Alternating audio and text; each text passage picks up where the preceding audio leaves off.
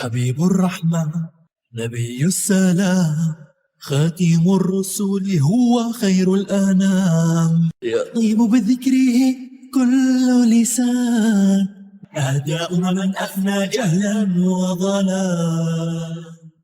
Once upon a time ago, our story began. But before we begin, let's send salam on the final prophet sent to man. What did the wonderful children say when they hear that? Sallallahu alayhi wa sallam. Sallallahu alayhi wa sallam. Peace and blessings be upon him. Prophet Muhammad, peace and blessings be upon him, and his friend Abu Bakr as-Siddiq left the cave. By Allah's mercy and power, the kuffar had not discovered their hiding place and had not seen them. Allah had let them win. They were safe. Every time the kuffar plotted and thought they would be the winners, Allah let them be the losers, and He let the good, righteous believers be the winners, the ones who prayed to Allah and who made dua to Him. And so, out of the cave they went, Prophet Muhammad and Abu Bakr. They sought the help of a man who knew the way to Medina and could show them the way to go. They also had a servant with them, a servant that used to help Abu Bakr as-Siddiq. So, how many people were they all together? That's right, they were 4. Prophet Muhammad, Abu Bakr as-Siddiq, the man who knew the way, and the servant of Abu Bakr. Now the man who knew the way to Medina told them that he would take them to Medina by a new way, a new route that nobody knew. And so they walked together, the 4, far away on a route that nobody knew. But while they were walking, what happened? Well, the kuffar in Mecca were furious and upset that the Prophet had gone away. They wouldn't stop their evil plans. They hatched a new plan. We will offer a great reward to whoever can find Prophet Muhammad.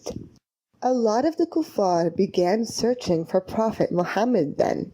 Everybody wanted to win the prize. That's because it was a huge reward, not 10 or 20 or even 50, but 100 camels. While Prophet Muhammad and his companions were walking on their way, an evil disbeliever spotted them. He rushed to go warn the people of Mecca. Another man also noticed them. His name was Suraqah. He raced to his house and grabbed the fastest horse he had. Quick as speed, he tried to catch up to Prophet Muhammad so he could get the prize. Suraqah made his horse run the fastest that it could until he had almost reached Prophet Muhammad and Abu Bakr as-Siddiq. All he kept thinking about was the prize. But do you know what happened? As soon as Suraqah came closer to Prophet Muhammad, the horse fell to the ground and Suraqah fell off. Suraqah stood up and got on his horse again and again. As soon as he had reached Prophet Muhammad, he fell off. What was going on? Suraqah mounted his horse another time. He came running at full speed. And then, when he got very close, what happened? Suraqah's horse's leg got stuck in the sand, and it fell again. Suraqah got scared. He realized Prophet Muhammad was a real prophet sent by Allah, and that Allah was protecting him. He knew he would not be able to capture Prophet Muhammad, and that Allah would let Prophet Muhammad be victorious over the evil disbelievers. Suraqah called out to Prophet Muhammad, "Stop! I'm not going to go after you, and I'm not going to listen to the disbelievers." Prophet Muhammad stopped. Suraqah pulled his horse from the sands and rode on it. He came close to Prophet Muhammad and told him about the prize. The evil kuffar have promised a prize for whoever captures you. but I'm not going to help them anymore. Suraqa had realized that Prophet Muhammad was a prophet from Allah. Prophet Muhammad forgave him. Prophet Muhammad and his companions continued on their way. While they were walking, they came upon a tent. Standing in front of it was an elderly woman. Her name was Ma'bad. They went to her and asked her, "Do you have milk and meat we can buy from you?" Unfortunately, Ma'bad said she didn't have any. But Prophet Muhammad ﷺ noticed a tiny weak sheep sitting next to the tent, so weak that it could barely eat. Prophet Muhammad, peace and blessings be upon him, asked Ma'bad, "Does this sheep milk?" She told him, "No, this sheep is very weak and does not have any milk." Prophet Muhammad, peace and blessings be upon him, asked if he could milk the sheep. Ma'bad told him to try, but said that the sheep was too weak, and no matter how hard she tried to milk her, no milk ever fell. Prophet Muhammad, peace and blessings be upon him, requested a very big bowl. He then moved his hand under the sheep and said Allah's name over it and began to milk the sheep. Suddenly, the milk began to gush. So much milk came out. Everybody drank, and the bowl was finished. Ma'bad was very surprised. Then Prophet Muhammad took the empty bowl again and milked the sheep again. The bowl was filled with milk again. Prophet Muhammad gave the filled bowl to Ma'bad and told her this was for her family, and he and his friends left. Ma'bad was so surprised with what had just happened. How could this weak sheep that never ate anything let out all this milk? Something strange and amazing had just happened. Ma'bad didn't know that the man who had just passed by was Prophet Muhammad, and that Allah helped him, and that Allah made blessings and goodness come through Prophet Muhammad wherever he went. After a while, Ma'bad's husband came home. He saw the milk and said to his wife, "Where did you get this milk from, dear Ma'bad? This sheep is so weak and never has any milk." She told him the story of what had happened, and she described Prophet Muhammad. Abu Ma'bad listened to her and then said, "I know who came. This must be the Prophet in Mecca the people have been talking about. If I see him, I will follow him and listen to what he says. I will do all the good that he says." Meanwhile, Prophet Muhammad and his companions continued on their way. They were very close to reaching Medina. They reached a spot called Quba. What was it called? Quba. There,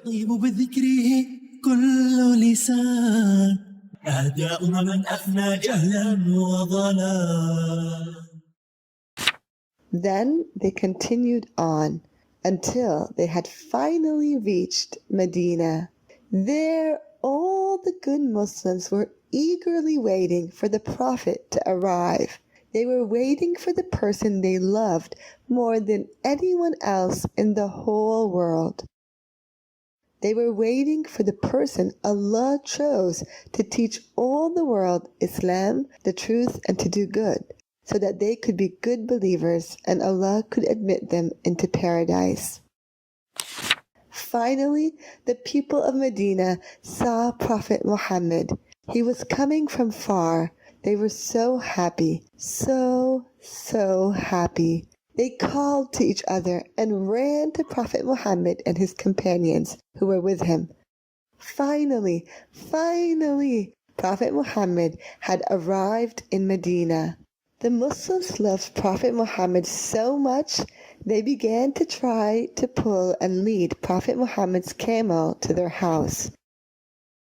Each Muslim wanted him to stay with them in their house, but Prophet Muhammad, peace and blessings be upon him, kindly told them to let go.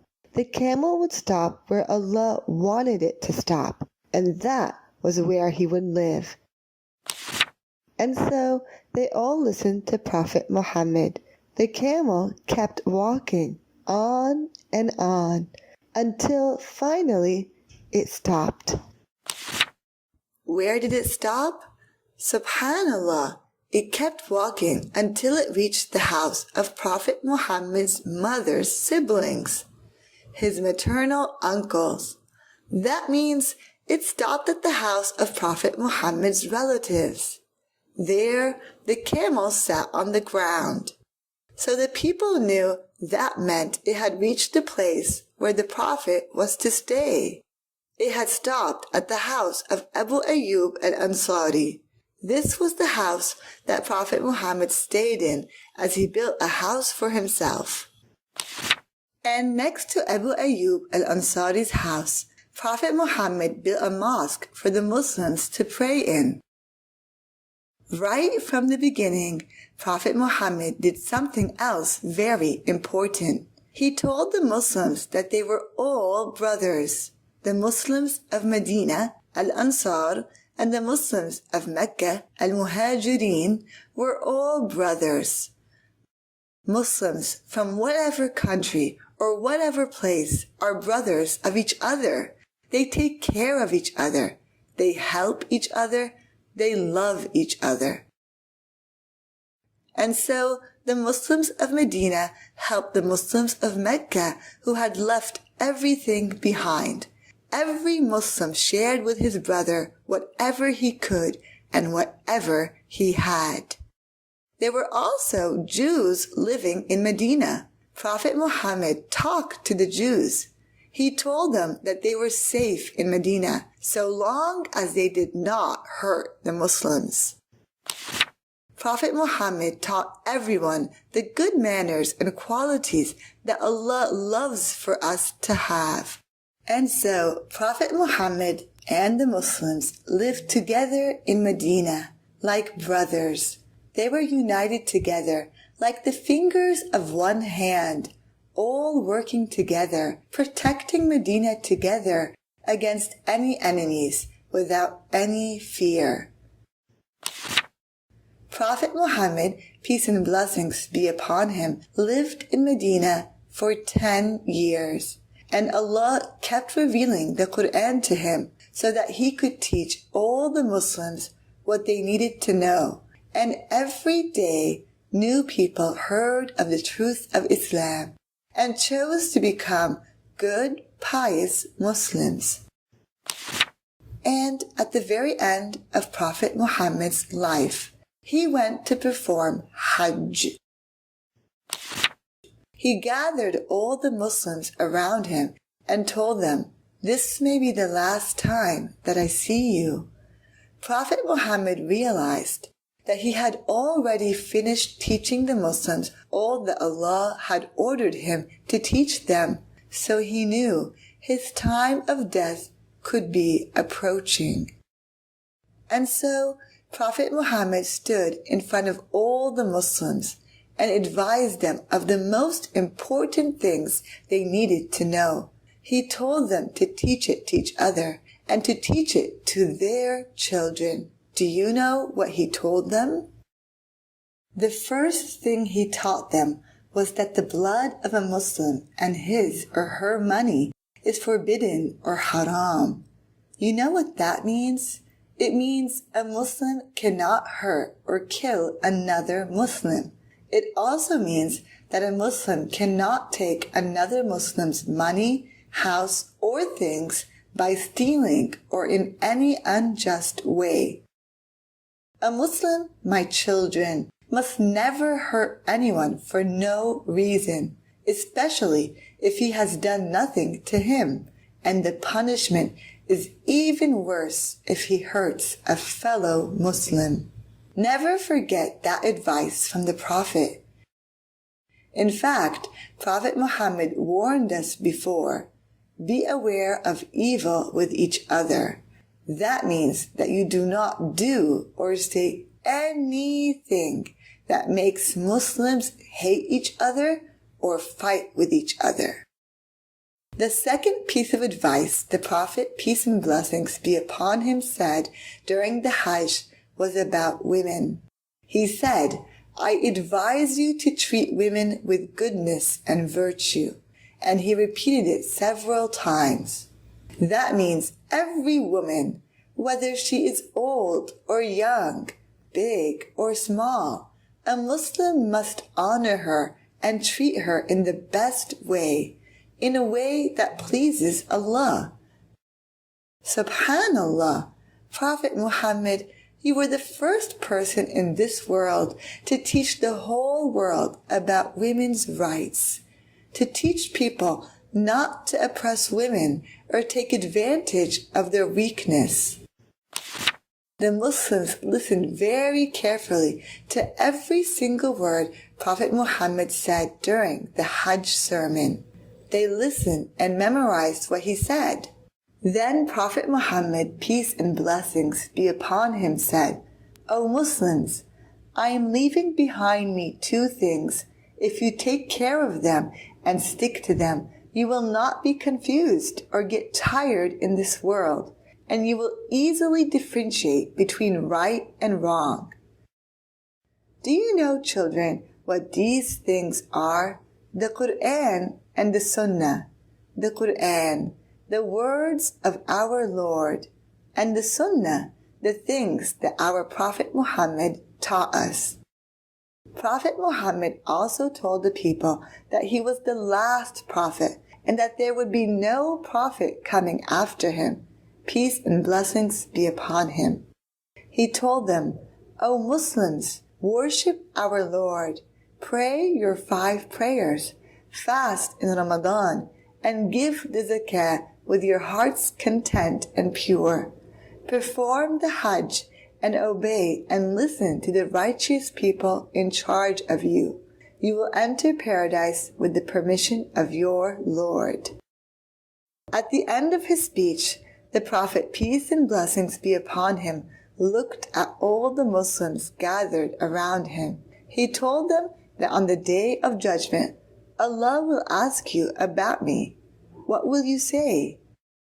They said, we will bear witness that you taught us the message of Allah and advised us.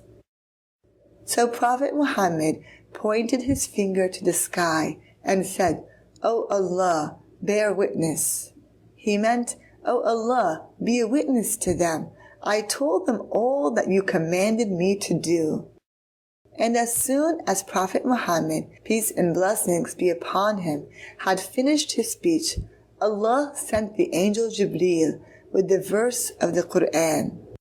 اليوم أكملت لكم دينكم وأتممت عليكم نعمتي ورضيت لكم الإسلام دينا. Today I have perfected your faith for you, completed my favor upon you, and chosen Islam as your way. Prophet Muhammad was a man that Allah chose to teach us our religion, the religion of Allah, and to teach us the best of manners, and to teach all people to worship Allah alone and to be thankful for his blessings. And Prophet Muhammad had completed all that Allah had ordered him to do. It was time for him to pass away, to return to Allah. And remember, my children, it is Allah that we worship. We love and respect all of the prophets that Allah chose, but we worship only Allah. Prophet Muhammad, peace and blessings be upon him, passed away in Medina in 632. He was 63 years old. My dear children, I want you to know that one day Prophet Muhammad was sitting with his companions, and he said, I wish I could see my brothers. The companions asked him, Aren't we your brothers? The Prophet said, You are my friends.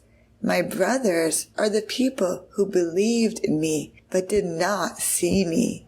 Prophet Muhammad, peace and blessings be upon him, was talking about good, righteous Muslims who did not see the Prophet, nor did he see them, but they loved him, and he loves them. They listened to him and obeyed him without even having seen him.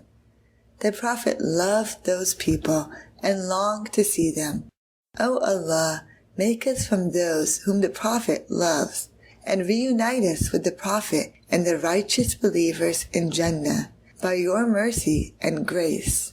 O Allah, send prayers upon Muhammad and upon the family of Muhammad, as you sent prayers upon Ibrahim and upon the family of Ibrahim. O Allah, send blessings upon Muhammad and upon the family of Muhammad, as you sent blessings upon Ibrahim and upon the family of Ibrahim. You are indeed worthy of praise, full of glory. The story has been finished.